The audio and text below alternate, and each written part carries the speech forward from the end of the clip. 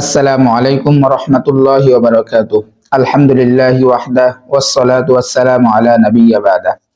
দিনাজপুর থেকে ভাই মোহাম্মদ সোহেল বর্তমান সময়ে আমাদের সকলের জন্য অত্যন্ত জরুরি একটি মাসআলা সম্পর্কে প্রশ্ন করেছেন। প্রশ্নটি হলো, আমাদের দেশের অনেক মসজিদগুলোতে নাবালেগ শিশু হাফেজের মাধ্যমে তারাবির নামাজ আদায় করানো হয়। এই শিশুর পিছনে নামাজ আদায় করা জায়েজ হবে কিনা?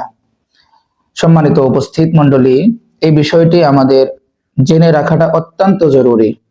আমাদের বাংলাদেশের অনেক মসজিদগুলোতে নাবালেগ অপ্রাপ্ত বয়স এই ধরনের শিশুদেরকে কোরআনের হাফেজ হওয়ার কারণে তাদেরকে ইমামতির কাতারে দাঁড় করিয়ে তাদের পিছনে নামাজ আদায় করা হয়। বিশেষ করে একটি বিষয় আমাদের জন্য বড় সৌভাগ্য, বড় গৌরবের বিষয় যে আমাদের বাংলাদেশের জমিনে অনেক হাফেজে কোরআন প্রাপ্ত বয়স হওয়ার পূর্বেই নাবালেগ থাকার সময়েই সে হাফেজ কোরআন হয়ে যায়। এটা আমাদের জন্য বড় সৌভাগ্যের বিষয়, আলহামদুলিল্লাহ। সম্মান দিতে গিয়ে কিংবা মর্যাদা দিতে গিয়ে আল্লাহ তাআলার নিজামের বিপরীত করা যাবে না। এই বিষয়টি আমাদের অবশ্যই খেয়াল রাখতে হবে যে একজন কোরআনের হাফেজকে সম্মান প্রদর্শন করতে গিয়ে যেন আল্লাহ তাআলার নিজামের বহির্ভূত না হয়ে যায়।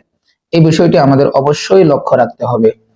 আমাদের দেশের বিশেষ করে যে সমস্ত মসজিদগুলোর কমিটির অনেকের ছেলে, অনেকের নাতি হাফেজ কোরআন হয়েছে, সে অপ্রাপ্ত বয়স, কিন্তু সে কমিটির অন্তর্ভুক্ত থাকার কারণে তার নাতিকে কিংবা তার ছেলেকে তারাবির নামাজ আদায়ের জন্য ইমামের কাতারে দাঁড় করিয়ে দেয়। অথচ ইমাম হওয়ার জন্য যে শর্ত, সাবালক হতে হবে। একজন ইমাম, সে ইমামের জায়গা দাঁড়ানোর জন্য অবশ্যই তাকে প্রাপ্ত বয়স তথা সাবালক হতেই হবে। অন্যথায় নাবালেগের পিছনে সাবালকের নামাজ আদায় করা জায়েজ হবে না, বৈধ হবে না।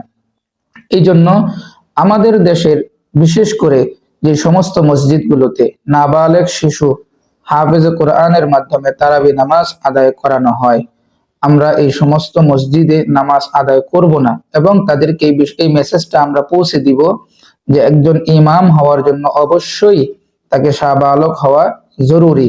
এটা শরীয়তের মাসআলা, এটা আল্লাহ তাআলার নিজাম।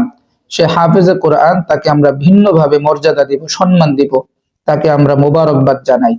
কিন্তু ইমাম হওয়ার জন্য যে শর্ত, তার উপর এখনো প্রয়োগ হয় নাই।